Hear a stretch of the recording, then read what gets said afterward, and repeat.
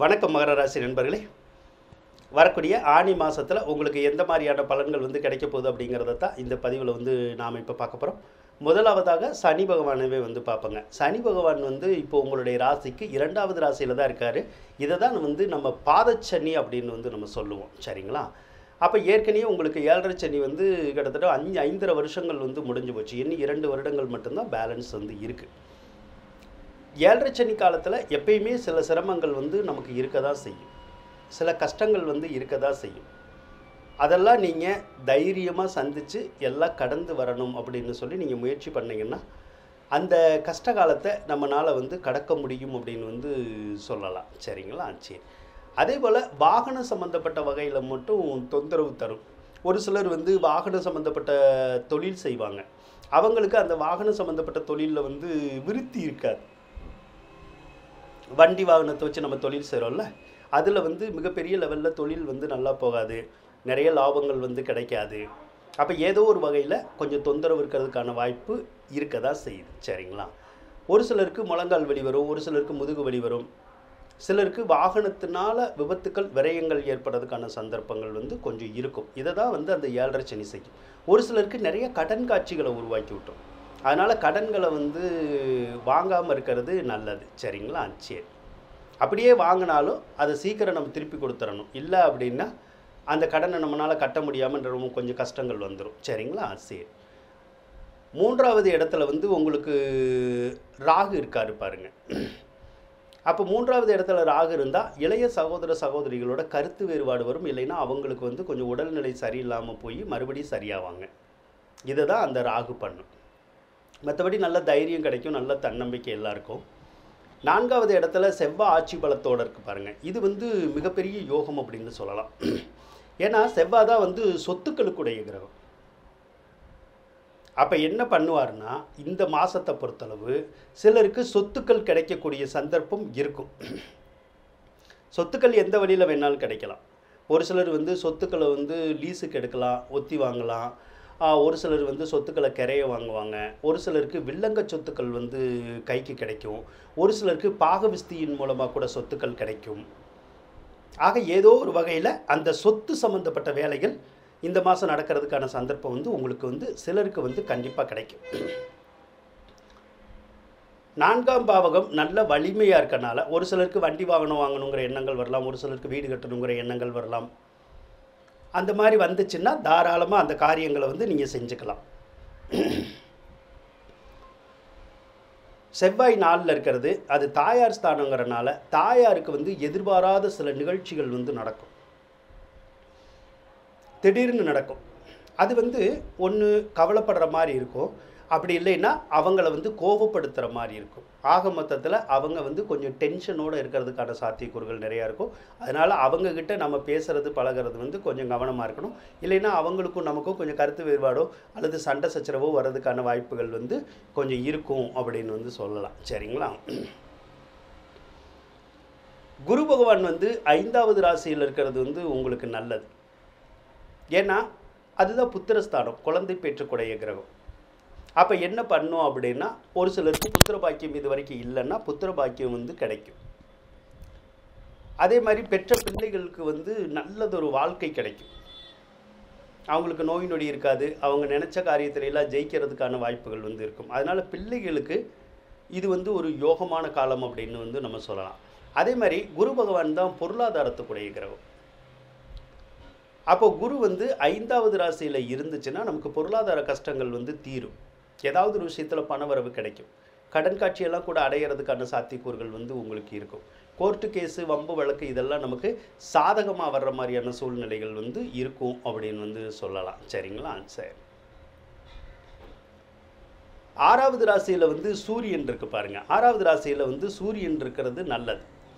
எதுக்கு நல்லதுன்னா அரசாங்க நன்மைகள் கிடைக்கும். அரசாங்க அதிகாரிகள் நமக்கு உதவி எல்லாம் செய்வாங்க. அதனால் அரசாங்க சம்மந்தப்பட்ட காரியங்கள் எதுவாக இருந்தாலும் நம்ம செய்யலாம். சரிங்களா? அதில் வெற்றிகள் கிடைக்கும். ஆனால் அரசாங்க அதிகாரிகளை பற்றி ஒரு நல்ல எண்ணம் நம்ம மனசில் வராது. ஏன்னா அவங்க நம்ம ஏதாவது ஒரு காரணத்தை நம்மளை அலக்களிக்கிறதுக்கான வாய்ப்புகள் இருக்கும். அதனால் என்னடா இவங்கெல்லாம் இப்படி நடந்துக்கிறாங்களே வச்சுக்கிறாங்களே அப்படின்னு சொல்லிட்டு நம்ம அவங்க மேலே ஒரு வெறுப்பு உணர்ச்சி வருதில்ல, அந்த மாதிரியான ஒரு உணர்ச்சி வந்து வரதுக்கான சாத்தியக்கூறுகள் வந்து இருக்கும். சிலருக்கு தந்தை வழி உறவினர்கள் இருக்காங்கள்ல, சித்தப்பா பெரியப்பா, அவங்க மேலே கூட வெறுப்புகள் வரும். அவங்க கூட நம்மளை தவறாக வந்து பேசுவாங்க. அதனால் என்னடா இவங்கெல்லாம் இப்படி இருக்காங்களே அப்படின்னு ஒரு ஃபீல் பண்ணுறோம்ல, அந்த ஃபீல் வந்து கொஞ்சம் வரதா செய்யும்.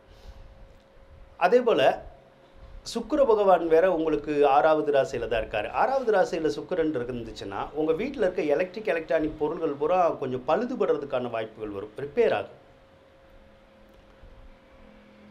ஒரு சில பொருள்களுக்கு புதுசு தான் வாங்கணும், ஒரு சில பொருள்களுக்கு பழசையே நம்ம ரிப்பேர் பண்ணி பயன்படுத்திக்கலாம். அந்த வேலையை மட்டும்தான் சுக்கிரன் செய்வார். அதே மாதிரி சுக்கிரன் 6வது ராசியில் இருந்துச்சுன்னா ஒரு சிலருக்கு இந்த ஆடை ஆபரணங்கள் இருக்குல்ல, அது வந்து சேதாரமாகும். இப்போ ட்ரெஸ் இருக்குது, அது வந்து கிழிஞ்சு போகிறது, இல்லைன்னா சாயம் போகிறது, ஏதோ ஒரு விதத்தில் பிரச்சனை வர்றது, அந்த மாதிரி வரும். அதே மாதிரி ஆபரணங்கள் நகை நட்டுகள் இருக்குல்ல, அதில் கூட ஏதாவது சேதாரமாகிறதுக்கான ஒரு சந்தர்ப்பம் இந்த மாதம் இருக்கும் அப்படின்னு சொல்லலாம். அதே மாதிரி 5ஆம் அதிபதி 6வது ராசியில் இருந்துச்சுன்னா பெற்ற பிள்ளைகளுக்கு யாருக்காவது ஒருத்தருக்கு அந்த சளி, இருமல், காய்ச்சல் போன்ற உடல் உபாதைகள் வந்து விலகிறதுக்கான ஒரு வாய்ப்புகள் இந்த மாதம் வந்து இருக்கும் அப்படின்னு வந்து நம்ம சொல்லலாம். 6ஆம் பாவாதிபதியான புதன் 6வது இடத்துலையே ஆட்சி பெற்று காணப்படுறார். அப்போ புதன் 6ஆம் அதிபதி 6லேயே ஆட்சி பெற்று காணப்பட்டால் ஒரு சிலருக்கு வந்து நோய் நொடிகள் வர்றதுக்கான வாய்ப்புகள் வந்து வரும். சிலருக்கு வந்து தோலில் வந்து அலர்ஜி வரலாம், ஸ்கின் அலர்ஜி இருக்குல்ல, அந்த மாதிரி வரும். ஒரு சிலருக்கு இந்த தலைவலி, வயிற்றுவலி, கல்லடப்பு அப்படி சொல்கிறோம்ல, அதே மாதிரி இந்த மூத்திரக்கடுப்பு அப்படிலாம் சொல்லுவோம், ஹீட்டுனால் வரக்கூடிய பிரச்சனைகள். ஸோ இந்த மாதிரி ஏதாவது ஒரு உடல் நலக்குறை ஏற்பட்டு நீங்கிறதுக்கான சந்தர்ப்பம் இந்த மாதம் வந்து உங்களுக்கு சிலருக்கு வந்து இருக்கும் அப்படின்னு வந்து நம்ம சொல்லலாம். இப்போ புதனை பொறுத்தளவுக்கு ஆனி 12ஆம் தேதி 7வது ராசிக்கு மாறிடுவார். அதுக்கப்புறம் வந்து அந்த நோய் நொடி தாக்கங்கள் வந்து அவ்வளவா வந்து யாருக்கும் இருக்காது, சரிங்களா? உங்களுடைய கணவன் அல்லது மனைவிக்கு மட்டும் அலைச்சல் திருச்சல் வந்து நிறையா இருக்கும். எங்கேயாவது வெளியூர் அங்கிட்டுக்கிட்டுன்னு சொல்லி போயிட்டே இருப்பாங்க. சரியாக தொழிலை கவனிக்க முடியாது, சரியாக வேலையை கவனிக்க முடியாது, அடிக்கடி லீவு போடுற மாதிரியான ஒரு சூழ்நிலைகள் வந்து உங்களுடைய கணவன் அல்லது மனைவிக்கு வந்து ஏற்படும். அதே மாதிரி அவங்க வந்து சொந்த பந்தங்களை வந்து தேடி போவாங்க. ஏற்கனவே சொந்த பந்தங்கள் பகையாக இருக்கும், அந்த பகையெல்லாம் சரி செய்யணும் அப்படின்லாம் நினைப்பாங்க. அதே மாதிரி கல்வி பற்றிய சிந்தனை வந்து அவங்களுக்கு அதிகமாக இருக்கும். ஒன்று அவங்க படிக்கணும்னு நினைக்கலாம், இல்லைன்னா பிள்ளைகளை வந்து படிப்பு பற்றி ஏதாவது சிந்தனைகள் வந்து மனசில் இருந்துக்கிட்டே இருக்கும், சரிங்களா? சரி, சுக்கிரனை எடுத்துக்கிட்டோம்னா ஆனி மாதம் 23ஆம் தேதி கடகராசிக்கு தான் வருவார், 7வது ராசிக்கு வருவார். சுக்கிரன் 7வது ராசியில் இருந்தால் உங்களுக்கு தொழில் ஸ்தானமும் ரொம்ப நல்லாயிருக்கும், தொழில் நல்லா நடக்கும், தொழிலில் நல்ல லாபங்கள் வந்து கிடைக்கும். அதே மாதிரி குழந்தை ஸ்தானமும் நல்லாயிருக்கும், உங்களுடைய பிள்ளைகளுக்கும் நல்ல வளர்ச்சி கிடைக்கிறதுக்கான வாய்ப்புகள் இருக்கும். அதே மாதிரி உங்களுக்கும் நல்ல மகிழ்ச்சிகரமான சம்பவங்கள் நடக்கிறதுக்கான சாத்தியக்கூறுகளை அந்த சுக்கிரன் வந்து இந்த மாதம் உருவாக்கி தருவார் அப்படின்னு வந்து நம்ம சொல்லலாம், சரிங்களா? அதே மாதிரி சூரியனை பொறுத்தளவுக்கு 8ஆம் அதிபதி தான். 8ஆம் அதிபதி 6வது ராசியிலேயே இருக்கார் பாருங்க. 8ஆம் அதிபதி 6வது ராசியில் இருந்தாலும் அந்த ஒரு சிலருக்கு அந்த உடல்நல குறை தான் ஏற்படும், இல்லைன்னா ஒரு சிலர் வந்து கொஞ்சம் கீழே விழுகிற மாதிரி வந்துடும். அதனால கொஞ்சம் கவனமாக இருக்கிறது நல்லது, சரிங்களா? சரி, 9வது இடத்தை பொறுத்தளவுக்கு கேது தான் இருக்கார். கேது இருந்துச்சுன்னா தந்தை கூட வந்து கருத்து வேறுபாடு ஏற்படும், இல்லைன்னா தந்தைக்கு உடல்நலக்குறை ஏற்பட்டு நீங்கிற மாதிரியான ஒரு சூழ்நிலை வந்து இருக்குன்னு சொல்லலாம். ஆக கிரகநிலைகள் எல்லாமே நல்லா தான் இருக்குது. அதனால் இந்த வரக்கூடிய ஆனி மாதத்தில் பல நற்பலன்கள் உங்களுக்கு கிடைக்கிறதுக்கான சாத்தியக்கூறுகள் இருக்குது அப்படின்னு சொல்லி கூறிக்கொண்டு விடைபெறுகின்றேன். நன்றி, வணக்கம். மகர ராசிக்காரவங்களுக்கு இந்த வீடியோ பிடிச்சிருந்தால் லைக் பண்ணுங்கள், ஷேர் பண்ணுங்கள், மறக்காமல் சப்ஸ்கிரைப் பண்ணுங்கள். நன்றி மகர ராசி நண்பர்களே.